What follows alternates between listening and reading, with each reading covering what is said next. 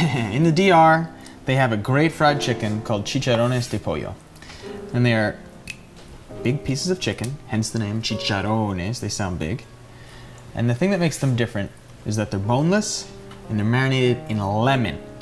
You have to realize we've only had refrigeration for about 80 years, and that's why there's so much spicy food near the equator, because spice actually kills bacteria. You notice the further away you get from the equator, the less flavor of food there is, and that's because there was no reason to, because the food lasted longer in places where the temperature wasn't so hot. Anyway, the Dominican Republic, they don't like spicy food in the Dominican Republic, and they use acid instead. So this is why they put their chicken in lemon, because imagine a hot day where there's no refrigeration. You know, that gets nasty real quick. Lots of lemon, like tons of it. You're gonna marinate the chicken in the lemon, and this gives you really what I think is just one of the greatest versions of fried chicken, because it makes something that can be so heavy, so light.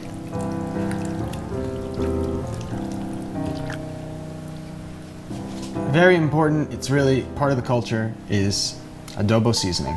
It's garlic and salt and thyme and oregano. For some reason, if you do that at home, it just doesn't taste the same. You gotta buy the brand.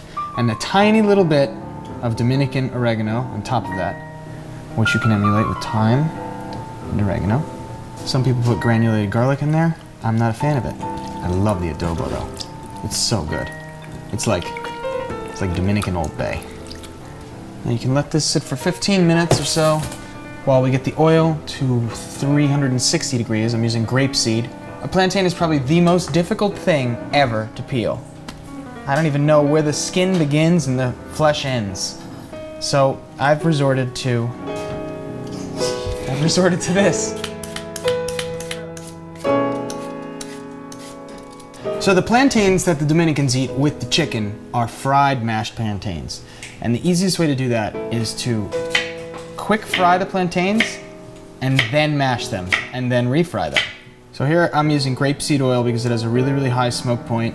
You can use peanut oil, you can use vegetable oil, you can use anything that isn't olive oil, basically. Plantains are going in, ready?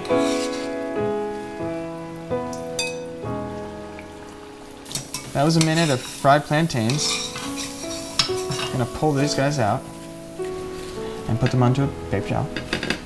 Let's see if this works.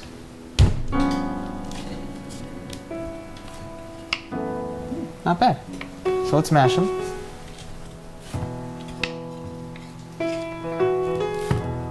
yeah, these are gonna be so good. And guess what goes on top? Adobo, you guessed it. Now you just lightly coat the chicken in a little bit of flour. You just go boom, boom. So now you can drop these in pairs.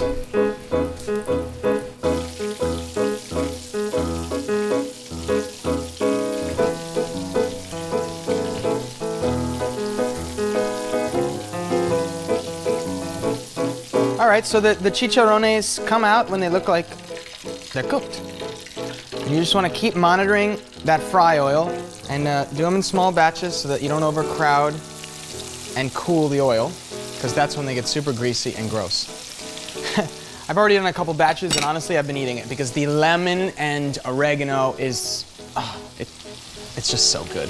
It's so good. So over here we have our plantains that I marinated in the remainder of the chicken's lemon juice.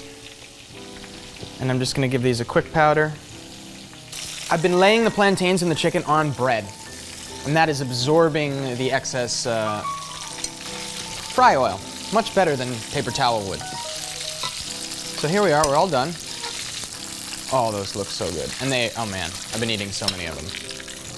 Here we have chicharrones de pollo and fried plantains, all of which are delicious.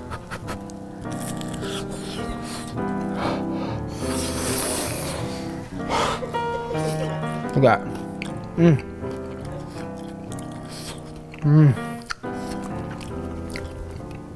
Oh, it's so good, it's worth the pain.